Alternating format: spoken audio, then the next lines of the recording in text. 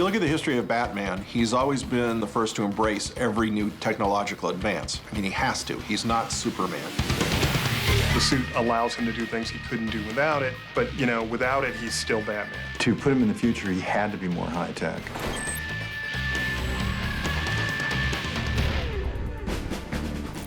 We wanted it to look in such a way that, you know, within a half a second of looking at it, that you would immediately go, oh, okay, that's Batman. The idea was to build upon the old one. What was sort of sleek, dark, and scary, black cape, black mask, ears, things like that had to sort of remain. We didn't want him to look just like Bruce Wayne with a bunch of junk on him.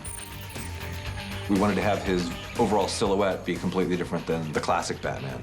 He didn't have a cape. We didn't want to do that.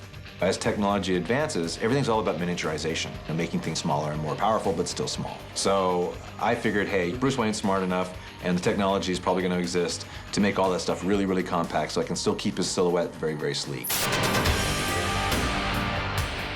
The idea was to make him even more frightening, less man and more bat. Early on, came up with the idea of putting him like pretty much head to toe in black with red accents. The red bat on his chest, really violent contrast with the darkness of his costume. So there was almost this sense of blood on his chest, which kind of gave him a frightening vampire-like image. It's very Dracula, which has always been a part of the Batman mystique to me.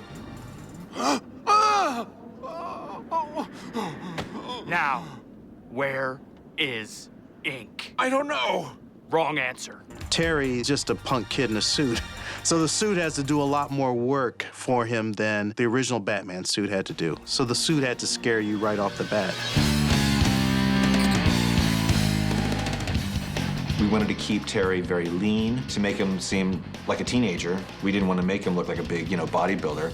The old Batman was all about stillness and then bursts of energy, whereas this Batman, the minute you saw him, he was leaping at you. By keeping all the lines very, very sleek without a lot of bumps and bulges, it was a lot easier to accomplish that.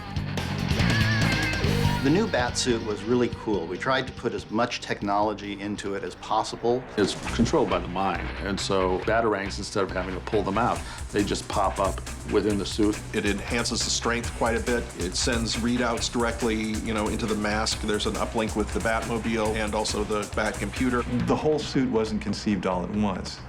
As episodes were being written, capabilities were thought of. One of the major things that the suit provided for us that the old Batman show never had was that he could fly in short bursts. His flying capabilities were going to have to be limited, sort of gliding and quick spurts and things like that. We didn't want to push it too far. But given that many of Terry's enemies could fly, it just sort of evened things up a little bit. This automatically made him different from Batman, who kept using his grappling hooks and gouging the buildings of Gotham City. Having the technology now in the suit in the future, he could do things with his vision, seeing in the dark, magnification. And he also had things like out of his fingertips where he could actually hear things through glass because, you know, he needs to spy. It really does allow Batman to be 200% more efficient than he was before. Synaptic controls, neuromuscular amplification, flight capability. This thing might be old, but it's still cutting edge. The tricky part about making the suit was that if it gets too suity, it's no longer Batman. This is something that is really designed to be kind of a second skin and more of a full-body version of the utility belt than a war suit. I don't think you have to worry about the suit making him all-powerful just because his villains were so incredibly powerful. He was always outgunned. He never won because the suit was better than the bad guy's suit. There's always that temptation when you're doing a futuristic show to kind of predict where technology is going to go and how it's going to change society. Things that we thought were going to be a long ways away are here right now.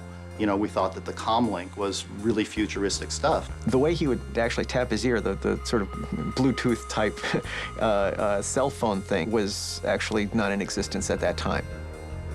We didn't want, when he turned invisible, we wanted for the audience to still be able to see him. At the same time, we also figured, hey, that kind of makes sense. You know, if they ever do come up with some kind of invisibility gadget, it's still not going to be perfect. You're still going to probably see a hint of that person there. They are now working on those things where they're fabrics that bend light. And some things that just, you know, they just seemed right. You know, the invisibility, the magnetized feet for hanging upside down like a bat, the flight capability, it all just sort of worked.